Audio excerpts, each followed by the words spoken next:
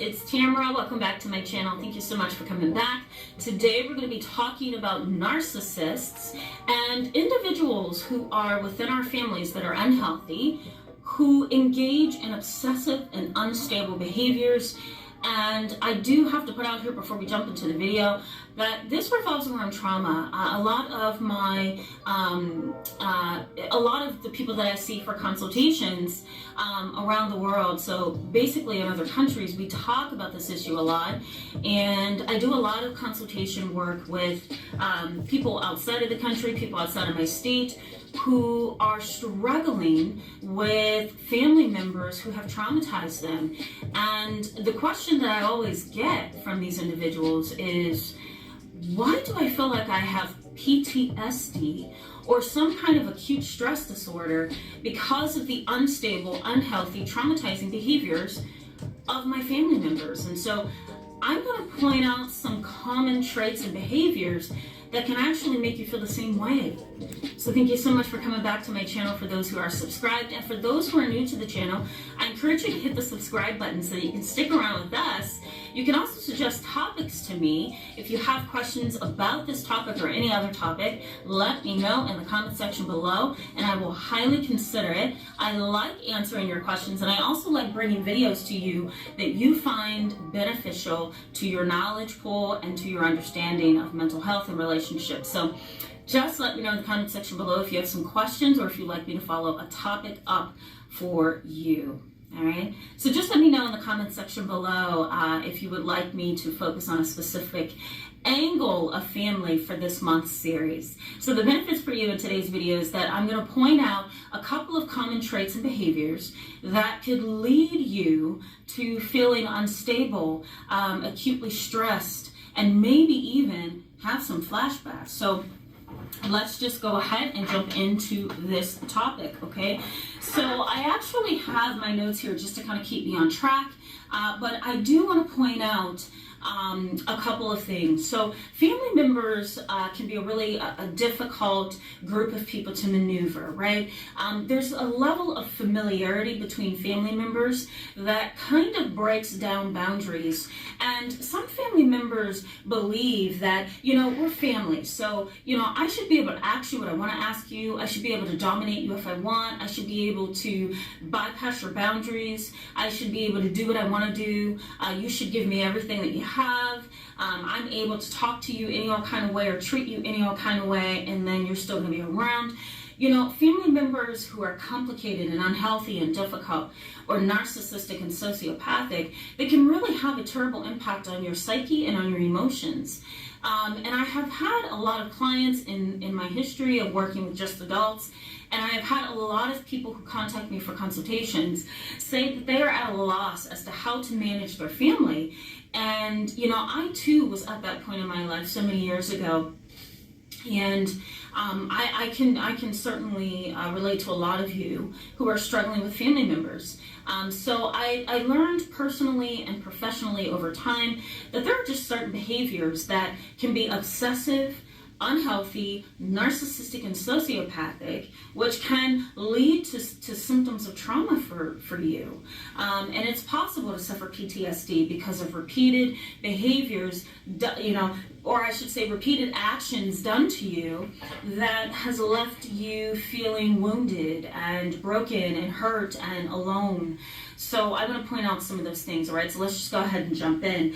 The first sign of an obsessive individual who's in your family that's unhealthy and dysfunctional, I think the first sign to see that they are unstable is eye contact. I'm going to post a couple pictures over here for you. So that you can see the kind of eye contact that I'm talking about. It's a loss of connection, right? It's not the ability to focus in on your eye contact or focus in on you and really focus and really connect with you. It really is just a look of scatteredness, a look of disconnect, almost a look of total confusion. It almost feels as if they're looking through you. or over you and not looking at you. And so, you know, when I was being trained in psychotherapy and being trained in neuroscience and trauma-informed counseling, one of the things that was mentioned in many of those trainings was eye contact. A lot of times we do what's called a mental status evaluation, an MSE, and that's looking at a person's gait.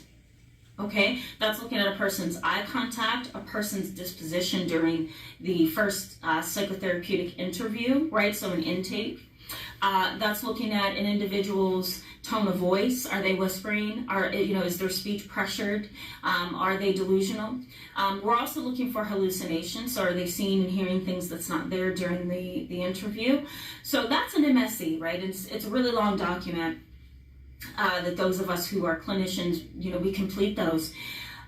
One of the things that I look for when I'm working with either juvenile delinquents or I'm working with somebody with a personality disorder is eye contact. That tells me a lot about you, and it tells me a lot about what the needs are. Eye contact is essential. So that's the number one sign, at least in my book, of severe disconnect.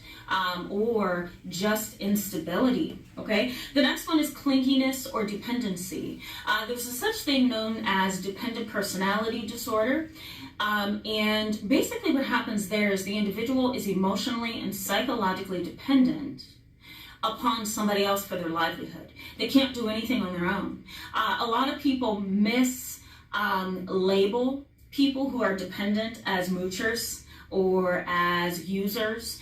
And a lot of the time, these individuals are just strictly disabled in their ability to function on their own. Yes, there are moochers, and yes, there are individuals who use you, but there are also individuals who are dependent in their personality.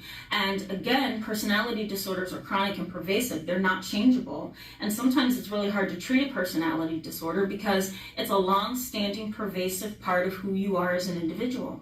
And so because of that, personality can't be medicated. It can't really be counseled unless the individual feels that there's a problem, and half the time there isn't, right? So personality disorders are long-standing, and so a person who is dependent in their personality is not really going to change. They're going to be clingy and they're going to be dependent, and then they're going to go out in the world and find somebody else to have a relationship with, and they become codependent.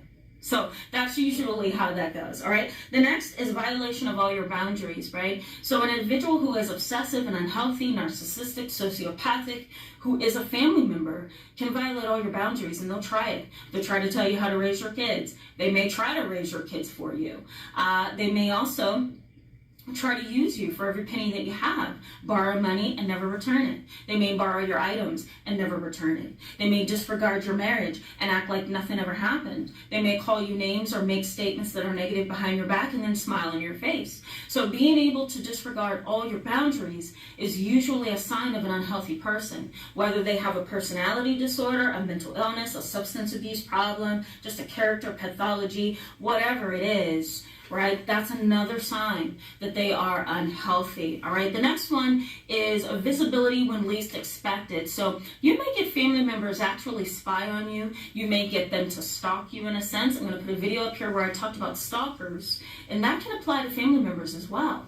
You may also get individuals in your family who may cyber stalk you. So they monitor your Facebook page. They monitor your LinkedIn page, right? They want to know what you're doing every second of the day. They don't have your best interest at heart. They're looking for information to use against you. They're looking for information to see what you're up to because they're curious, or they're looking for information to, what's the word I'm looking for, guys? Blackmail you. That's the word I'm looking for.